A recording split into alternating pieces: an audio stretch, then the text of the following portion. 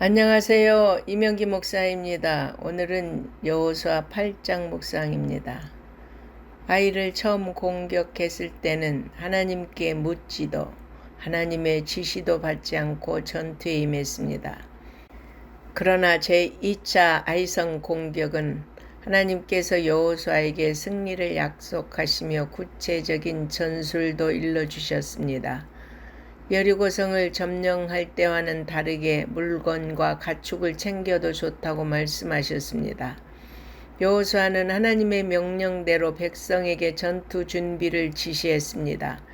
이스라엘이 첫 번째 아이성 전투에서 패배한 이유는 불순종 때문이었습니다. 그러므로 이제는 하나님의 경고를 받아 말씀대로 행해야 했습니다. 하나님 말씀대로 행하는 자에게 승리가 보장되어 있습니다. 여호수아는 아간의 범죄로 인한 비극에서 분명한 경고를 받았습니다. 그는 다시 힘을 내어 자신의 임무를 부지런히 수행했습니다. 1차 전투에서는 제대로 준비되지 않는 3,000명의 군사가 참전했지만 이번에는 매복시킨 군사만 5,000명에 이릅니다. 성에서 아이 군사들을 멀리 떨어뜨린 이스라엘의 작전은 대성공했습니다. 이스라엘은 여호수아의 지령에 따라 비어있는 아이를 점령하고 성읍을 불살랐습니다. 아이 사람들은 피어오르는 연기를 보고 성으로 되돌아가려 했지만 이미 이스라엘 사람들에게 포위된 뒤였습니다. 이스라엘의 유인 작전과 매복 작전이 성공한 것입니다. 결국 아이 군사들 중 누구도 살아남거나 도망가지 못했습니다. 이스라엘 군사들은 아이성의 왕을 생포해 여호수아 앞으로 끌어왔습니다. 이스라엘과 아이가 동일하게 주는 교훈이 있습니다. 승리에 도취되어 방심하면 결국 패망한다는 것입니다. 여리고 이후에 이스라엘이 그랬고 1차 전투에서 이스라엘을 이겼던 아이가 그랬습니다.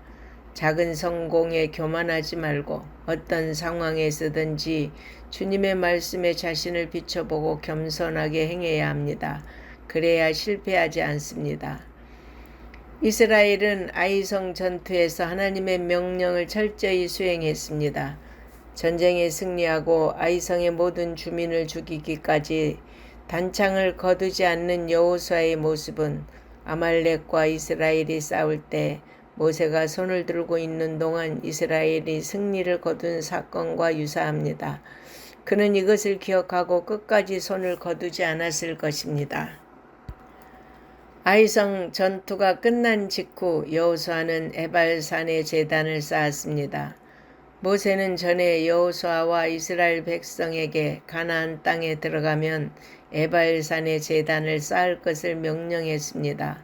여호수아는 모세의 명령에 따라 에발산에 철 연장으로 다듬지 아니한 새 돌로 제단을 쌓고 거기에서 하나님께 제사를 드리고 율법을 돌에 기록하였습니다. 당시 이스라엘 군대는 길갈에 있었는데 에발산이 있는 세겜까지는 40리가 넘는 먼 길을 모든 백성이 여행하여 정성껏 준비한 예물로 하나님께 제사드리며 승리의 영광을 온전히 하나님께 돌리는 모습은 참으로 감격스럽습니다. 그들은 앞으로도 하나님의 말씀에 순종할 것을 다짐했습니다.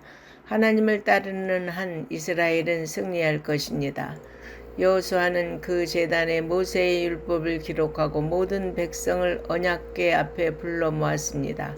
그리고 율법책에 기록된 모든 축복과 저주에 대한 말씀을 낭독했습니다.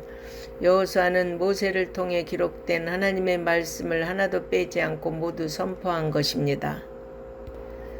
여호수아는 이스라엘 백성이 하나님의 말씀을 마음에 새기고 그 말씀에 온전히 순종하는 것이 가나안 땅에서 형통하고 축복받는 비결임을 알았기에 하나님의 말씀인 율법을 최우선순위에 삼도록 가르친 것입니다.